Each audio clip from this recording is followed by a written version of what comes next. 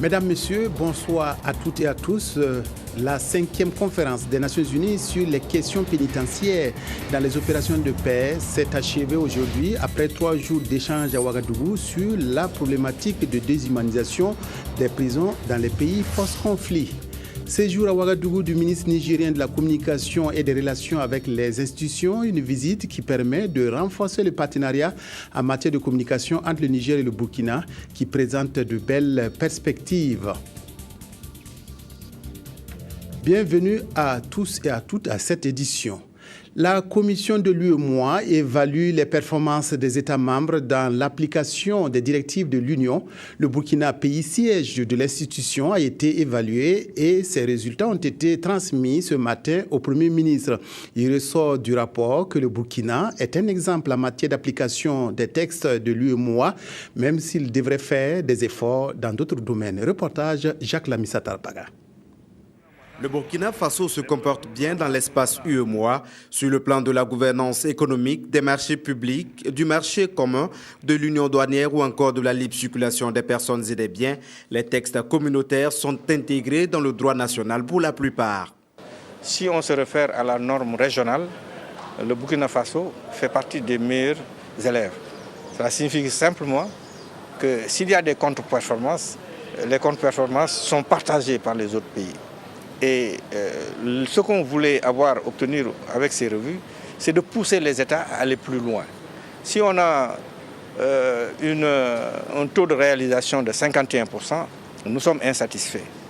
Et c'est pourquoi les chefs d'État ont jugé qu'il fallait pousser donc, les États à aller plus loin et ont confié ce dossier au chef du gouvernement et au Premier ministre. La commission de l'UEMOA mène ainsi une revue annuelle des réformes des politiques communautaires. Pour l'instant, seuls le Bénin et le Burkina Faso sont évalués. Les résultats sont satisfaisants, mais il y a encore des efforts à faire. Dans le domaine des réformes relatives à la gouvernance économique et à la convergence, notre pays a enregistré des performances de 57% contre 58% au niveau communautaire. S'agissant du marché commun, les performances communautaires s'élèvent à 41%. Contre 40% pour le Burkina Faso. En ce qui concerne la mise en œuvre des réformes relatives aux politiques sectorielles, le Burkina Faso enregistre 30% en 2013, une performance supérieure à celle de l'Union qui est de 24%. Au Burkina Faso, les actes effectivement mis en œuvre représentent 42% en 2013 contre malheureusement 69% un an plus tôt. Au niveau communautaire, le taux de mise en œuvre des actes communautaires est de 40% en 2013 contre 60% en 2012.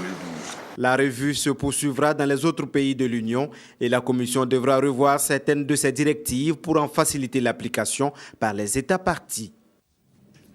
Le 45e sommet ordinaire des chefs d'État et de gouvernement de la CEDEAO s'est tenu aujourd'hui à Accra, dans la capitale ghanéenne.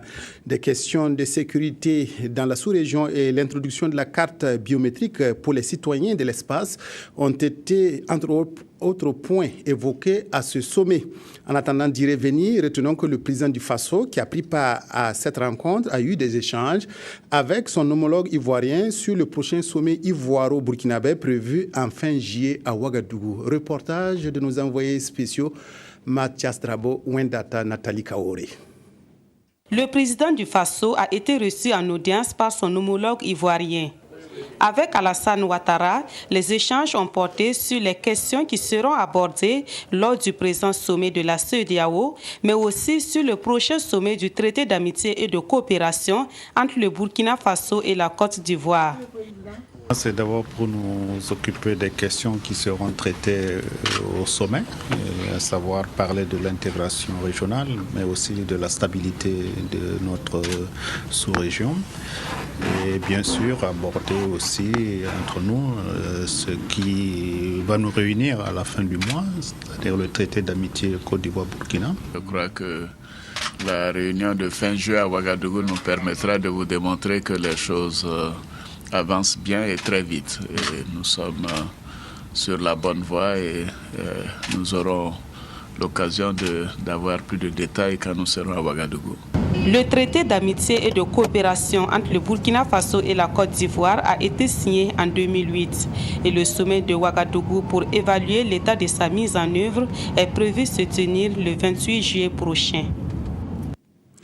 Une délégation du Parlement de la CEDEAO s'est entretenue hier avec le chef du gouvernement burkinabé, Béyon Luc Adolphe Tiao. Les députés de la sous-région sont allés traduire leur reconnaissance au Premier ministre pour l'accompagnement et le soutien accordé à la défense du projet d'acte additionnel du Parlement de la CEDEAO. Reportage Zalissa Sanfo. La délégation du Parlement de la CEDEAO remercie ici le Premier ministre burkinabé pour les facilités qui leur ont été accordées dans le cadre de la défense du projet d'acte additionnel. Un projet qui vise le renforcement des prérogatives du Parlement de la communauté en faisant en sorte qu'il ne soit plus un organe consultatif, mais plutôt une représentation pleine. En somme, un Parlement qui légifère. Nous avons exprimé à son Excellence toute notre satisfaction par rapport aux conditions idoines d'accueil dont nous sommes l'objet. Et deuxièmement, nous avons tenu également à lui dire merci et à lui demander de dire merci à son Excellence, Monsieur le Président du Faso, pour le soutien que le Burkina Faso et le gouvernement tout entier apportent donc au projet d'acte additionnel que le Parlement, justement, est en train de défendre auprès du Conseil des ministres. Béyon Luc Adolphe Tiao a pour sa part réaffirmé le soutien du Burkina à accompagner le Parlement dans la réalisation de ses missions qu'il juge nobles. Des missions qui sont, entre autres, l'assurance du droit de regard des populations ouest-africaines sur le processus d'intégration de la sous-région et l'information et la sensibilisation des populations de la sous-région sur les enjeux de l'intégration.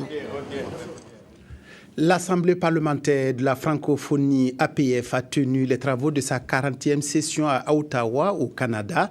L'Assemblée nationale burkinabé a pris part à cette rencontre avec une délégation conduite par son président, Sungalo Apollinaire Ouattara. Placée autour du thème « Jeunes et femmes en francophonie, acteurs de développement, vecteurs de paix », cette conférence a rassemblé plus de 300 délégués. Reportage Zoumana Traoré. C'est un rendez-vous institué pour les parlements ayant en partage la langue française. L'Assemblée parlementaire de la francophonie tient ainsi sa 40e session à Ottawa avec près de 350 délégués provenant des sections membres. L'Assemblée nationale du Burkina Faso est en ce lieu de débat, de propositions et d'échanges d'informations sur tous les sujets d'intérêt commun. Le président du Parlement burkinabé, Sungalo Apollinaire Ouattara, conduit la délégation de parlementaires qui aura pris une part active aux travaux des différentes commissions. Le Burkina Faso, à travers son président Ouattara, est une section très dynamique. En étroite collaboration avec l'Organisation internationale de la francophonie, l'Assemblée parlementaire engage et met en œuvre des actions dans plusieurs domaines de la vie parlementaire. Les parlementaires burkinabés ont participé très activement aux travaux de cette 40e session annuelle. Leur participation active a permis de porter la vision de notre pays, le Burkina Faso, sur les grandes questions débattues concernant notamment les changements climatiques, le commerce international et surtout l'orientation du plan d'action stratégique de l'Assemblée parlementaire de la francophonie. La 40e session de l'Assemblée parlementaire de la francophonie aura permis de discuter et d'échanger sur le thème « Femmes et jeunes en francophonie, vecteurs de paix, acteurs de développement » et donner à ses membres l'occasion de porter des questions de coopération interparlementaire et de développement de la démocratie. Le traditionnel point de presse du gouvernement a permis au ministre de la fonction publique, du travail et de la sécurité sociale d'évoquer la construction d'un centre gériatrique pour retraités. L'État octroie aussi 2 années de cotisation aux travailleurs licenciés ayant 13 années de cotisation. Pour l'actualité, les journalistes se sont intéressés au conflit entre agriculteurs et éleveurs et aussi à la naissance de journaux partisans. Zalissa Sanfo, reportage. À ce traditionnel point de presse du gouvernement, ce sont les ex-travailleurs qui sont à l'honneur. Il s'agit des retraités et des travailleurs licenciés. Pour les retraités, l'État va entamer bientôt la construction d'un centre gériatrique d'une valeur de 400 millions de francs CFA. C'est un centre qui va prendre en charge les besoins socio-sanitaires spécifiques des personnes âgées. Alors, la mission essentielle de ce centre consistera justement à accueillir en en consultation les personnes âgées afin de leur apporter le premier secours ou de les référer vers des spécialistes. Il s'agira aussi de leur offrir un cadre approprié d'hospitalisation en attendant une prise en charge par des spécialistes. Il s'agit donc ici d'une mesure sociale majeure attendue depuis de longue date par les personnes retraitées. Pour les travailleurs licenciés dans le cadre de la restructuration des entreprises publiques et parapubliques ayant 13 années de cotisation à la CNSS, l'État leur octroie les 2 années de cotisation gratuitement pour qu'ils puissent bénéficier pleinement de leur retraite. Et Vincent Zakane d'ajouter à ce point de presse que les concours directs de la fonction publique session 2014 auront lieu entre le 1er et le 11 août 2014. Des dispositions seront prises pour assurer la transparence, pour assurer l'équité, pour assurer le respect de la légalité. En conséquence, des dispositions seront prises aussi pour prévenir surtout les tentatives de fraude. Et au cas où des fraudes s'avéreraient, nous prendrons les dispositions nécessaires conformément à ce qui est prévu par les textes en vigueur. Et quand vint le moment de parler de l'actualité, les journalistes se sont intéressés au conflit entre agriculteurs et éleveurs qui font déjà des victimes en ce début de saison hivernale. Et Alain-Édouard Traoré de les rassurer que des mesures idoines seront prises. Les hommes de médias ont aussi demandé l'avis du porte-parole du gouvernement sur la naissance des journaux partisans au Burkina Faso. Une situation que le ministre dit déplorer. Un journaliste doit, dans la démarche d'écriture, dans la démarche d'apporter l'information, doit faire preuve d'une objectivité telle que cela est incompatible avec un certain niveau de militantisme. Et pour les journalistes qui pensent que le Burkina Faso est mis hors jeu dans le processus de négociation au Mali, le ministre les a rassurés du rôle que le pays a encore à jouer dans ces négociations. Le ministre nigérien de la Communication et des Relations avec les institutions séjourne depuis hier à Ouagadougou dans le cadre d'une visite d'amitié et de travail. Yaouza Sadissou a ainsi visité ce matin la RTB pour s'imprégner des conditions de travail des agents de la radio et télé. Le ministre nigérien a aussi rendu une visite de courtoisie au ministre d'État Arsène Bouignissan Yé. Reportage Bouma Ernest Nébié. Le ministre nigérien de la Communication a visité ce matin la radiodiffusion-télévision de Burkina RTB. Une visite qui s'inscrit dans le cadre de la coopération entre son département et celui du Burkina. De la radiodiffusion à la télévision en passant par la RTB2 Centre, le ministre nigérien de la Communication Yaouza Sadissou a pu visiter les équipements des studios et s'imprégner des conditions de travail des journalistes. En vérité, nous sommes émerveillés par ce que nous avons vu. Il y a beaucoup d'équipements numériques et à la télévision et à la radio. Et je pense que, en tout cas, les explications que nous avons reçues nous renforcent de notre conviction que le Burkina sera dans le délai du basculement vers le numérique. Et dans le cadre de partage d'expérience, nous allons nous inspirer de l'expérience du Burkina Faso pour que, également, dans la conjugaison des efforts, pour que nous soyons dans le délai du 17 juin 2015. Yaouza Sadissou a surtout été impressionné par l'initiative des RTB de région. Et ce qui m'a impressionné également, c'est le fait de constater que le Burkina s'est engagé dans un processus de régionalisation des télévisions. C'est-à-dire le fait que chaque région ait sa télévision qui tienne compte des spécificités locales. À la télévision, il a suivi avec attention l'émission Point de presse, une émission qu'il a beaucoup appréciée. Après la RTB, il est allé rendre une visite de courtoisie au ministre d'État, Bouignissan Arsène Yé, ministre chargé des relations avec les institutions et des réformes politiques. Cette visite a permis au ministre nigérien de la Communication, qui est également chargé des relations avec les institutions de la République du Niger et son homologue burkinabé, de jeter les bases d'une coopération fructueuse. Hier soir, le ministre burkinabé de la Communication, porte-parole du gouvernement, avait souhaité la bienvenue à son homologue nigérien à travers un dîner. Ces retrouvailles ont permis aux deux ministres de passer en revue les domaines de partenariat dans le domaine de la communication entre le Burkina et le Niger. Des perspectives en la matière sont bien dessinées. C'est Sylvestre Da.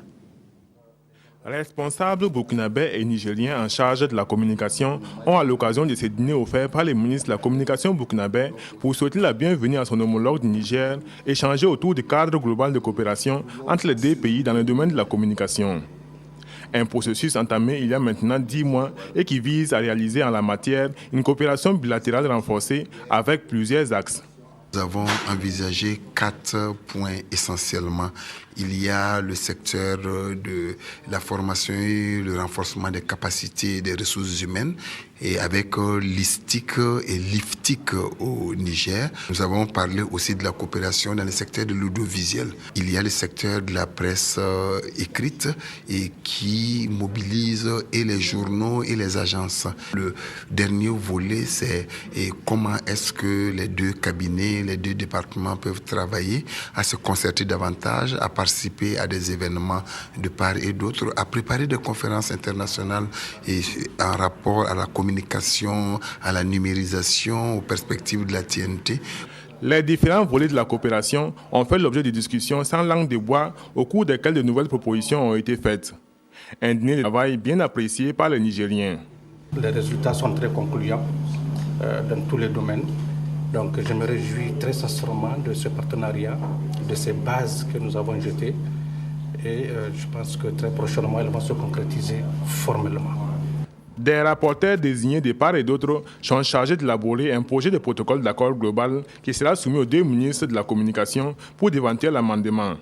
La signature du protocole définitif devrait intervenir à Niamey au cours d'une prochaine visite du ministre de la Communication burkinabé et ses collaborateurs. La 5e conférence internationale des Nations Unies sur les questions pénitentiaires dans les opérations de paix, ouverte mardi, s'est achevée aujourd'hui à Ouagadougou. La problématique de déshumanisation des prisons dans les pays post-conflit était au centre de cette rencontre. 24 pays y ont pris part pour améliorer les conditions de séjour dans l'univers carcéral. Reportage Karim Patrick Namouano. La promotion du partenariat, tous ces intervenants dans l'univers carcéral s'y engagent. Pour son efficacité, ils s'inscrivent dans une vision globale qui prendra en compte la sécurité, la réduction de la surpopulation dans les prisons et surtout l'implication du genre comme réforme du système pénitentiaire dans les opérations de paix des Nations Unies. Dans un monde de rareté, c'est absolument nécessaire de développer des partenariats, que ce soit au niveau local, au niveau national ou au niveau international. Et ce sont ces partenariats-là avec une vision partagée qui doit permettre d'atteindre des résultats, surtout dans dans le monde carcéral où les ressources sont plus rares que dans d'autres domaines. Le Burkina Faso est le premier pays africain à abriter une telle conférence à cause de sa forte contribution en ressources humaines dans les opérations de paix des Nations Unies. Et il ne compte pas s'arrêter là. Nous avons utilisé cette tribune pour demander que, compte tenu de ces compétences-là, on puisse envisager d'instituer au Burkina Faso un centre international de pré-déploiement, ce qui constituerait un avantage pour améliorer encore la qualité de nos ressources humaines au niveau de ce secteur. Nous avons pensé également qu'il était bon d'utiliser cette tribune pour faire un plaidoyer afin que l'école de la garde de sécurité pénitentiaire puisse être considérée comme une école internationale qui va recevoir des ressources humaines d'autres pays pour venir partager leur expérience avec le Burkina afin d'améliorer la qualité de nos ressources humaines. Ces agents du système pénitentiaire retournent dans leurs pays respectifs avec à l'esprit des réformes dont la mise en œuvre témoignera de leurs engagements à humaniser les prisons. La Commission nationale de lutte contre la prolifération des armes légères et de petit calibre a tenu hier et aujourd'hui des journées de réflexion à Ouagadougou. Ce fut une occasion pour aborder la situation sécuritaire au Burkina et dans la sous-région afin d'aboutir à de futures actions pour atteindre les objectifs de la Commission nationale. C'est Sylvestre Da. Les membres et le secrétariat de la Commission nationale de lutte contre la prolifération des armes légères vont au cours de 2 jours de concertation faire ensemble une revue de la situation sécuritaire au Burkina et dans la sous-région. Il s'agira aussi pour eux de mener la réflexion sur les prochaines actions de la Commission. L'état de la circulation des armes légères au Burkina, comme vous le dites, je dirais est très préoccupant. Vous vous rendez compte qu'il ne passe pas une semaine où vous n'entendez pas parler d'attaques à main armée par-ci, coupeurs de route par-là. Nous voulons essayer de travailler toujours en synergie pour voir comment nous allons essayer, pour dire, même si nous n'arrivons pas à arrêter totalement, que nous arrivons quand même à diminuer ce fléau qui ne fait que causer beaucoup de dégâts au niveau de notre pays. Ces journées vont également offrir l'opportunité aux membres de la Commission d'acquérir des connaissances à travers les thématiques qui seront développées. Le Premier ministre, par la voix de son représentant, invite les participants à des échanges fructueux pour que les conclusions auxquelles ils vont parvenir aient un impact positif et perceptible. Au sortir de cet atelier, il vous appartiendra donc de consolider les rapports de travail, de mettre en pratique vos connaissances et de renforcer les actions communes pour permettre à la Seine-Marie de mieux contribuer à relever les défis, celui visant à améliorer la situation sécuritaire collective et individuelle au Burkina Faso. La Commission nationale de lutte contre la prolifération des armes légères a été créée depuis 2001 par le gouvernement burkinabé, conformément aux recommandations de la CEDEAO. Elle est composée d'une trentaine de membres, des représentants de l'administration et de la société civile, et sa mission consiste à veiller, alerter, plaider et agir contre la prolifération et la circulation illicite des armes légères et des petits calibres afin de préserver la paix et la sécurité au Burkina Faso. Atelier de validation du rapport provisoire de l'audit général des baux administratifs au Burkina. Il permet de restituer aux différents acteurs de la chaîne de gestion de baux administratifs les résultats auxquels l'équipe consultante est parvenue. L'atelier est organisé par la Direction générale des affaires immobilières et de l'équipement, Ziediara Sylvestre. Pour assainir les relations entre l'État et les bailleurs, les consultants et participants présents à cette rencontre vont amender ensemble les rapports provisoires de l'audit général des baux administratifs. Les contrats, ce sont des contrats bilatéraux, donc des obligations au niveau des bailleurs et des obligations aussi au niveau de l'État. Au sein de l'État, il y a un processus quand même de traitement, d'instruction des besoins de location de bâtiments. À ce niveau, nous avons constaté qu'il y avait quand même un certain nombre d'insuffisances. Quand on conclut également les contrats avec les bailleurs, en termes de suivi et de contrôle effectif de l'occupation des bâtiments, il y a quand même des difficultés. Donc, pour ce processus, en tout cas, nous devons arriver à revoir un peu, à renforcer le cadre institutionnel, le cadre juridique, de même que le cadre organisationnel. Pour une meilleure gouvernance des baux administratifs, il sera validé sur le plan institutionnel une stratégie de promotion immobilière pour la construction des bâtiments au profit de l'État et sur le plan juridique, il est prévu un cahier des charges applicable aux baux. Les baux administratifs, c'est quand l'État prend une maison à bail pour loger ses services. Comment ce processus est engagé? Quelle amélioration on peut apporter à ce processus? D'une manière générale, nous voulons savoir si ce que l'État paye au titre des loyers est vraiment ce qui est nécessaire d'être payé, s'il n'y a pas des loyers qu'on paye à tort ou s'il n'y a pas des brimades de certains bailleurs qui ne sont pas payés à bonne date. Cette mission s'exerce à travers la Direction générale des affaires immobilières et de l'équipement de l'État qui assure à ce titre la gestion des bâtiments et des immeubles pris en location au profit d'entités publiques et cela pour pallier l'insuffisance des bâtiments administratifs. La coopération décentralisée au Burkina Faso et la promotion de l'intercommunalité, thème de la 4e Assemblée générale de la Commission nationale de la coopération décentralisée, CONACODE. Pendant 2 jours, les membres statutaires faire l'état de mise en œuvre des recommandations issues de la dernière Assemblée générale et améliorer les textes déjà existants sur la CONACODE. Reportage Estelle Judita Sogba. Le Burkina Faso compte 49 communes urbaines et 302 communes rurales. Chacune d'entre elles a ses propres réalités avec des ressources souvent limitées qui freinent son épanouissement. pour faciliter un développement harmonieux de ces collectivités, l'intercommunalité, c'est-à-dire le jumelage entre les communes et la coopération décentralisée sont prônés.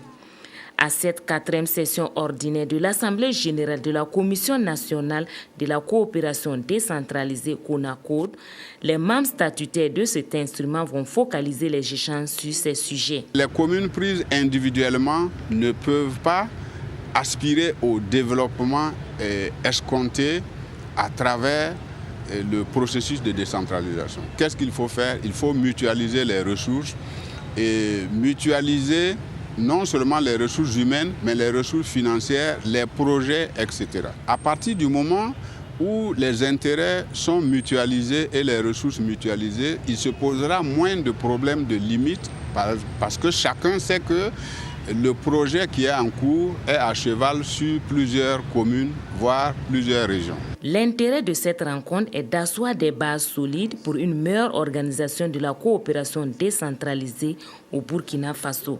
Mais avant, les acteurs impliqués dans la mise en œuvre de la décentralisation et les membres statutaires du CONACOD doivent s'imprégner de l'ensemble des textes qui la réglementent.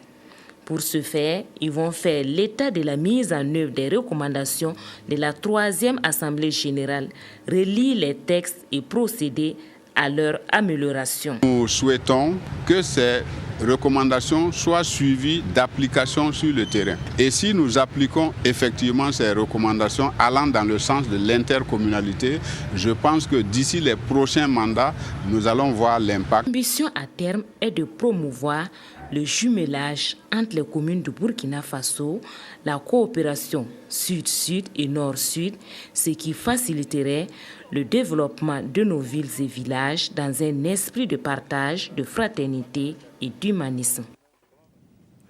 Rencontre mercredi entre le ministre de l'Éducation nationale et de l'alphabétisation et les directeurs et directrices de CEG du Burkina.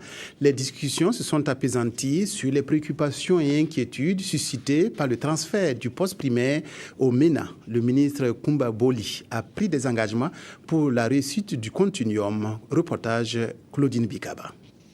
Koumba Boli rassure, le continuum est en marche. C'est pour la réussite du processus déjà enclenché qu'a été initiée cette rencontre d'échange entre elle et les directeurs et directrices de CEG.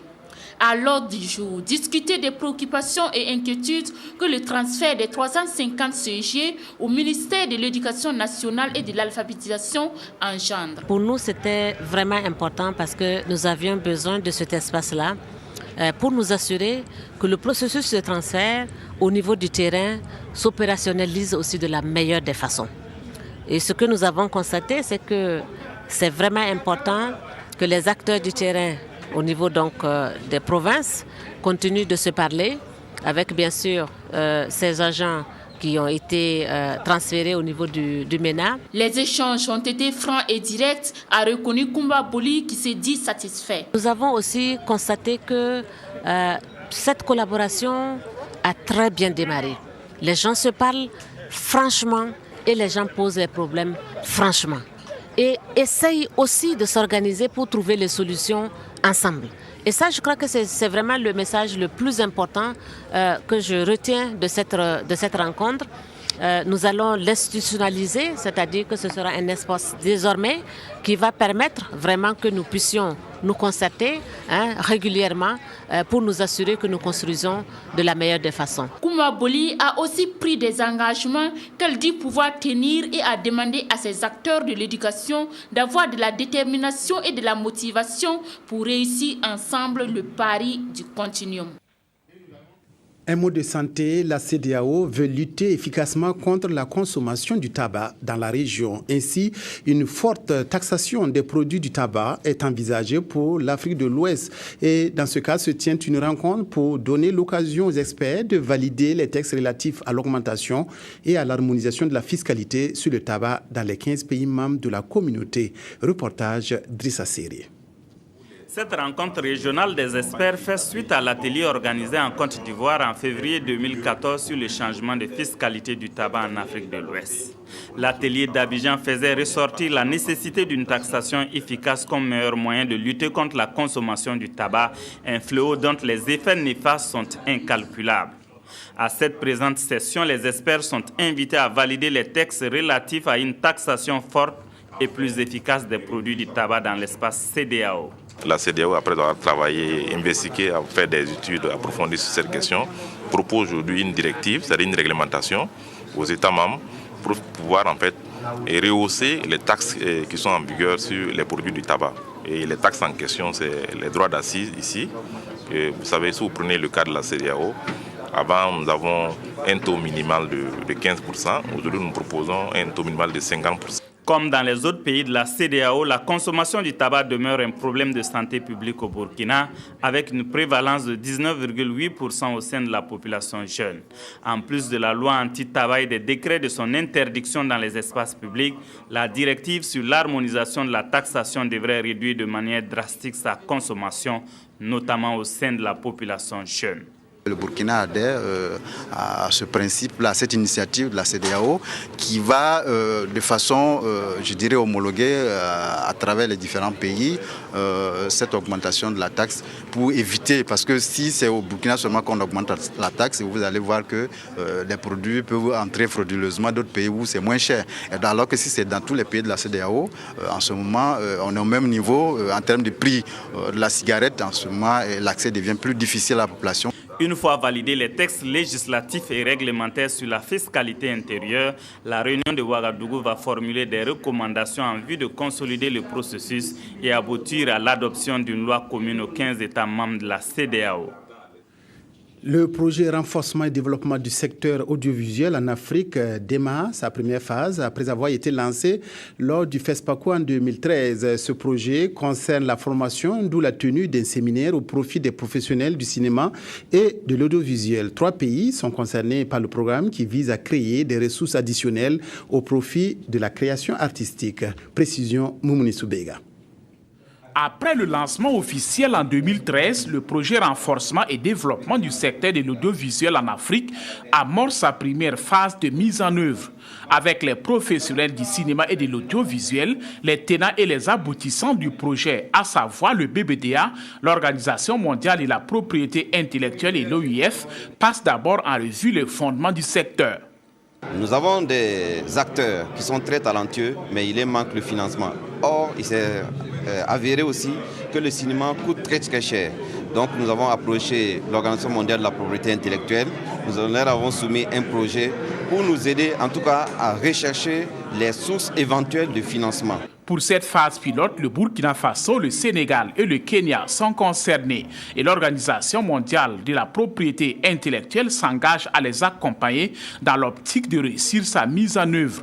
C'est de mettre l'accent sur l'utilisation stratégique des droits d'auteur en tant qu'outil pour soutenir la production, le financement, la distribution des œuvres audiovisuelles. Par la voix de son représentant, le ministre de la Culture et du Tourisme a salué l'avènement de ces projets dont l'importance n'est plus à démontrer dans le développement du secteur. La première phase du projet renforcement et développement du secteur audiovisuel en Afrique couvre la période 2013-2014 et vise à permettre au secteur de générer des ressources additionnelles pour renforcer le financement de la création artistique et accroître la juste rémunération du talent créatif. Le ministre des Sports et des Loisirs, le colonel Yacouba Ouédraogo, a reçu ce matin 3 délégations de sportifs venus lui présenter des médailles glanées au cours de compétitions africaines. Les étalons athlètes, les karatékas et les cyclistes ont réalisé de belles performances, saluées déjà hier en Conseil des ministres. Reportage Jérôme Tiendrebeo. De bonnes nouvelles comme s'il en pleuvait au ministère des Sports et des Loisirs. C'est avec beaucoup de plaisir que le ministère des Sports et des Loisirs à faire cette communication orale. Parce que quand il y a des victoires, nous aussi en Conseil des ministres, on est contents. Le colonel Yacouba Ouédraogo a tout d'abord reçu les tout nouveaux médaillés des championnats d'Afrique d'athlétisme junior de la région 2 et du meeting international d'athlétisme de la ville de Ouagadougou, disputé du 3 au 5 juillet. Les athlètes burkinabés ont récolté 32 médailles, dont 10 en or, 10 en argent et 12 en bronze. À la suite de Frédéric Sidibé et ses hommes, voici Maître Mamadou Sawadogo et sa troupe de karatéka fraîchement rentrés du Togo. Au Tika Zone, les Burkinabés ont survolé les compétitions et sont venus présenter une abondante moisson au patron des sports. 7 médailles d'or sur 13 possibles, 5 médailles d'argent, 5 médailles de bronze et le rang de premier des 8 pays participants. Un Burkina rafleur en karaté, tout comme en cyclisme. Alassane De Wangrawa et son bataillon ont dominé le Tour de RD Congo de bout en bout, avec à la clé les 5 maillots les plus convoités: sprint intermédiaire, meilleur grimpeur, meilleur africain, classement au point et au temps. Tous ces résultats sont à mettre au compte d'une meilleure organisation des acteurs. Cela est vraiment à l'honneur des encadreurs, qui ont tous compris que nous devons nous sacrifier, qui ont compris aussi que nous devons marcher main dans la main. C'est à l'honneur aussi des athlètes qui ont compris qu'ils devaient aussi se sacrifier pour se battre pour ce drapeau-là. Et je pense qu'ensemble, nous avons pu quand même mettre un peu d'ordre au niveau de certaines fédérations. À toute cette délégation, le ministre des Sports et des Loisirs a réitéré les félicitations du Conseil des ministres avant d'envisager les perspectives. Nous allons faire de telle sorte que vous ayez encore plus de compétitions. Nous n'allons plus nous limiter après aux compétitions africaines. Nous allons viser maintenant les Jeux Olympiques. Pour aller aux Jeux Olympiques, il faut travailler dur. Travailler dur, le ministère s'y met davantage, avec notamment des stages de formation dans des centres d'excellence. Les karatékas, eux, ont bien accueilli la nouvelle du financement de leur budget de participation au championnat d'Afrique Dakar 2014 du 10 au 16 août. Un Burkina sportif qui fait peur, c'est ce que veut le ministre des Sports et des Loisirs. C'est tout pour cette édition. Merci de l'avoir suivi. Merci de votre aimable attention à la RTV. Excellente soirée à toutes et à tous.